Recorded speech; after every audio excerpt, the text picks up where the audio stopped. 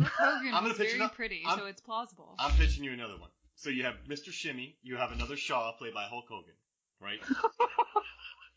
Then you have this. Brian O'Connor has a brother. Yeah. Jeff O'Connor. Jeff O'Connor.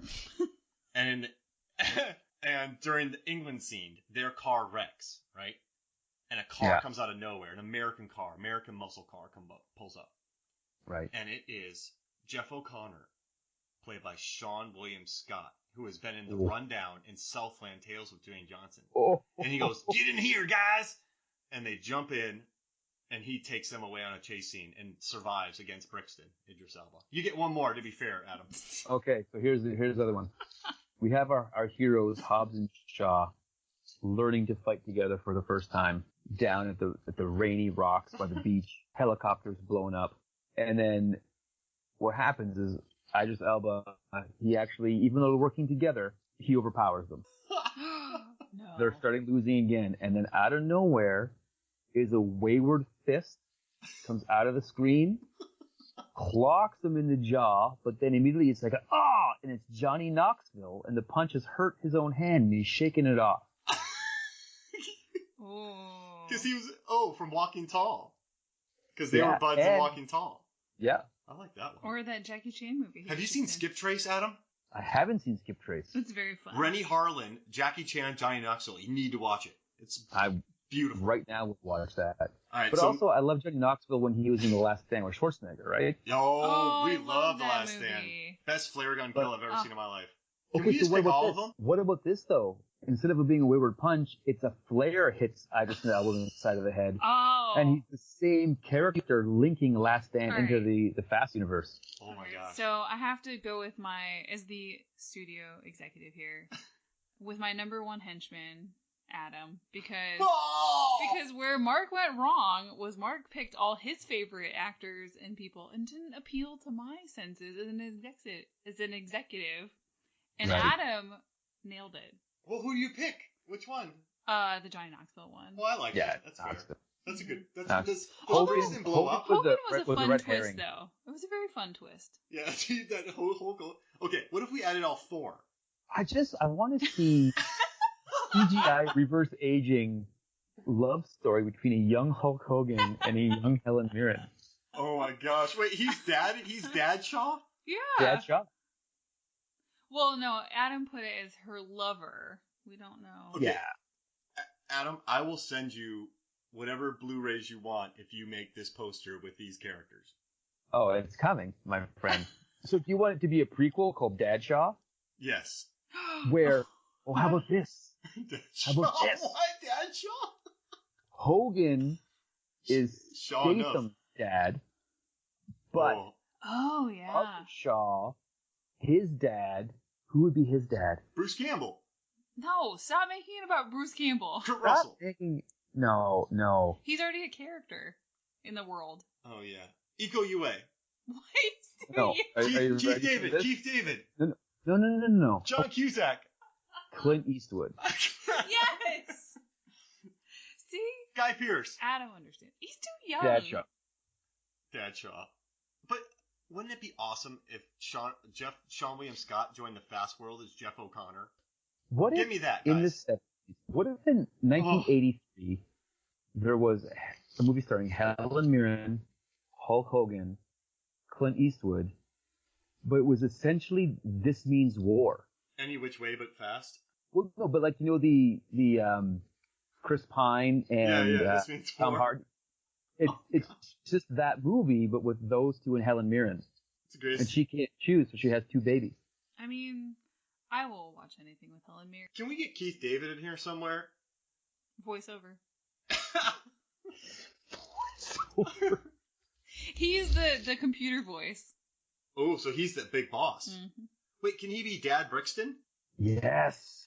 Oh, see, I did it. I did it funny. That's it. Or if the ages don't work out, he can be Uncle Brixton, and he raised Idris as a baby, and right. He's the one who Idris goes to help them fix cars. Mm-hmm. Okay, I just want to. I know I lost, and I cede to the better choice. Johnny Knoxville blowing up Brixton with a flare gun, thus uniting the Last Stand universe and a Walking Tall reunite reunion. That's amazing. I just want to ask you, Adam. Bruce Campbell, rocket launcher. What's your happiness scale? Mr. Shimmy. Oh, 10 out of 10. Okay. If that happened, I'm immediately screaming in the theater and looking for the other guy who's also screaming in the theater. What about SWS popping up and being Jeff O'Connor? Yeah, I'm okay with that. Sean William Scott is not as endeared to me as I feel he is to you. Goon? Goon is great. But it's great because I didn't expect it because it was Sean William Scott. I guess I got I guess I got a Sean William Scott thing. You really do. I would rather see it his brother be played by Matthew Lillard. Whoa. I like that. I'm a big ML fan. Now I gotta say, I met. What was he on? The Bridge? Yeah, he was really good in The Bridge. He's a big dude. I met Sean William Scott. Megan's heard this story a billion times, but I met him on the set of American Reunion where I'm an extra on, and I'm pouring wine, the ADR dialogue into my mouth, and I'm walking in the background, and I had a big role, and they cut down a lot of my role in that. Tara Reid comes up to me, starts talking. I got a lot of stuff cut out from that scene. And I was cut out mostly of Odd Life of Timothy Green, which is very disappointing for me. However, there's a lot of downtime. And I'm in that I've been a swim coach in Teen Wolf. I wasn't used. I was in Resurrection. I had a lot of screen time in that one. All right, but so I was talking to Sean William Scott on American Reunion, and he and I were chatting about the movie Bronson with Tom Hardy. Right. And he's just the nicest dude ever. Like, he was so nice it threw me off. And then we just started chatting about art house cinema. And I was like, this is awesome. And that, we just kept it casual. So that's what it is. Like, because you guys chatted. I mean, I just played it cool. You know, I was like, yo, man, goon. But I was like, yeah, dude, Mark is pulling a full Hollywood move here and just pitching his friends to the exec.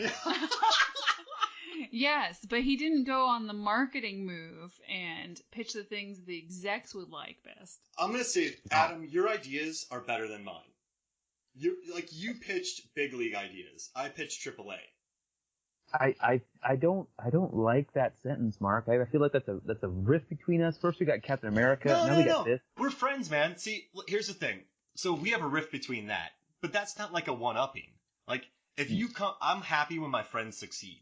So if you pitch something better than me, I'm happy for you. There's no need to be annoyed because you succeeded. Like, I'm happy for you. The problem with our Tony Stark Captain America thing is there's no succeeding. It's just us kind of digging holes in the ground and then throwing stuff at each other. So there's no does that make sense? Mm-hmm. Yeah, I get it. Yeah. And so, but I love how this movie ends, though, with Johnny Knoxville just blowing up Idris Elba. I love that. Isn't that amazing? Yes. And Skip Trace, guys. Watch Skip Trace. What did you watch it on? Netflix. Okay. Rennie Harlan. Okay. All right. So, Mark. We got more about this movie. Idris sings in the movie? Did you? Yeah. You got more info on that, right? Yeah, so I listened to the commentary, and also David Leitch talked about this. And also, so the reason he cast... I did so much research on this movie, Adam. I love it. But I haven't used any of it, which is great, because I like having it in my reserve tank here. But so he cast Idris Elba just simply because he needed a guy that could fight Jason Statham and Dwayne Johnson believably. So Idris Elba, if you watched before, he's done documentaries about kickboxing. So he's actually a kickboxer. The guy is a legit athlete, and he also has a big screen presence. You watch The Wire and other shows. I mean, he is just a legit presence on screen. Good luck, Charlie. Like, turn it up, Charlie. Mm-hmm. And I just threw that word out there because I like that show. So he cast him, and Idris comes like, hey, man, let me get a song in this. Because someone apparently said Idris only got cast if he could get a song, which wasn't true. So he had a song that David Leitch liked. And through the entire production, like, Idris made it his job to fine-tune that song to get it to where David... So David wasn't buying it. Idris, like, A-list star, they want him to be Bond. He worked as hard as he could to impress David Leitch to get his song in. Yeah, because it's playing behind one of the driving scenes, I think. The Transformers motorcycle car. Yes, exactly. And the thing with Leitch is... But you sort of hear it and you go... That's Idris. Is that Big Driss? With Cypress Hill. But yeah, so the thing with Leitch and these guys, since everything's so stunt-heavy, it needs to be choreographed. And so he picks his music far in advance. Mm-hmm. So his stuntmen and action scenes and VFX and previs can build action scenes around the song. So he didn't want to include a new song into a movie because he already had it all in his head. So he wasn't doing it to be like, I don't like it. He's like, I already have every song, and I have everything built around it. But Idris, being like the perfectionist he is, perfected the song, and they put it in the movie. So it's not like even a toss-in. It's not like me tossing my boy Sean William Scott in this movie. It's Idris working hard to get this song in there. Okay, so it's over a scene that's not matched up to action, and then it's also in the credits. Yeah, and it's called Even If I Die. I'm buying it. So he fought hard to get it in. He's pulling a full Swayze here, who had songs on the Dirty Dancing soundtrack. Oh my god, I did not know that. He's pulling a turn up Charlie on us. Wow. They couldn't afford to buy music for it because they had such a low budget. So Swayze's like, I got some songs. And then they put some of his music in Dirty Dancing. That's cool. Now, I have a question. Could Brixton, Shaw, so Megan, this is another inside joke, I apologize. Could Hobbs, Shaw, or Brixton withstand the punch that Swayze took in the classic podcast that we talked about, and I can't remember the name of the movie right now. The name is Steel Dawn. Steel Dawn, and it's one of our most popular episodes, and I can't remember it. But in that episode, we talked about a sand person punching Swayze so hard in the face that it looked like it would have taken his head off. Could any of these three people survive that from that sand creature? I think all of them could survive it, but I think the guy that would affect the least would be The Rock, because he's got that Scorpion King pedigree. Oh yeah, because they both have the sand connection. He knows how to desert fight. Yeah, desert fighting's a thing. Yeah, that's a great point. I love that. Yeah, it's like good. remember when Tekken 3 came out and there was Eddie Gordo and he did like the breakdance fighting. Mm-hmm. So there's also sand fighting. Yep, you're right. And I mean, you can chuck really it in the eyes. You can kick it in the eyes. I love sand fighting because you can cheat a lot. You can just throw sand in people's eyes. Sand is the worst. Yeah. I mean, if I had to, actually, we have a Haywire Final Fight episode coming up, and sand fighting did not work out well for Ewan McGregor. Mm-mm. But he fought Gina Carano, so that's not fair. Yeah, that's not going to work out in any venue. Go to Final Fights, listen to that episode. Megan and I recorded it. There's no version of this where you come out ahead. No. Mm-mm. None. Right? They're all going to have a black eye, at least, from this punch. Now, where do you think that they filmed most of this film, Adam? Because Megan did a ton of research on this. Where do you think they shot most of it? Wow. I want to... My mind tells me that... Hey, Adam. So, my mind's telling me yes. My mind tells me. So there's part of me that says, did they make some like Eastern Europe country look like LA, or did they make like somewhere in the States look like, the Middle Eastern, or not the European, scene? Because it's all over the world, right? Like they really go for places. So where do you think? Where do you think? I'm gonna go out on a limb here. Say Australia. Australia. Megster. What? Where they shoot it? Oh, mostly in England. So. Because they had the budget. That's why. Yeah, they had that money. Yeah. This was not a Dirty Dancing situation. The Ukraine stuff was in the north part of England. I want to say somewhere around Manchester. There's so much money they didn't have to go to Ukraine, which is crazy. In a defunct power plant. Right. And then the mansion that was Russian was in England. Oh, yeah, and they recolored it. So in real life, it's a yellowy color, and this it's almost like I don't know. Yeah. It's a greeny sort of color. It's color. Or orange. I don't know. They shot in London, Megan. That's expensive.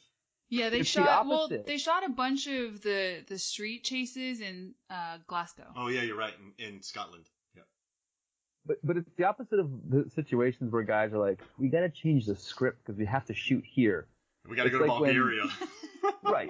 It's when Kenneth Branagh did Hamlet and he changed the time period and location because he can only film at like a certain castle. Yeah. Like, no way, guys. Dream big. We'll make it happen. Yeah. You guys got $200 million for this movie. You can shoot in London. Yeah. But they used this movie though. What I like about David Leitch. They used McLaren. Yeah. Every movie. Yeah. Like they went to McLaren and filmed. But this movie, right, Meg? It's every dollar seen on screen. Like, this isn't a movie where you're like, where did the budget go? You know where the budget went. I have a cool tidbit about the pub. Ooh, let's hear it. Nice. About where they shot. So the Carpenter's Arms is where you frequently see Declan Shaw hanging out. And I think his flat is either above it or near it or somewhere around there. Anyways, it's a nod. They actually did their research on this. It's a nod to London's gangster past. Hey. Oh. Yeah, it was once owned by the Cray brothers, who ran the underworld in the 60s, and the Cray brothers were the guys who were that movie The Legend was about. Yeah, Tom Hardy. Hardy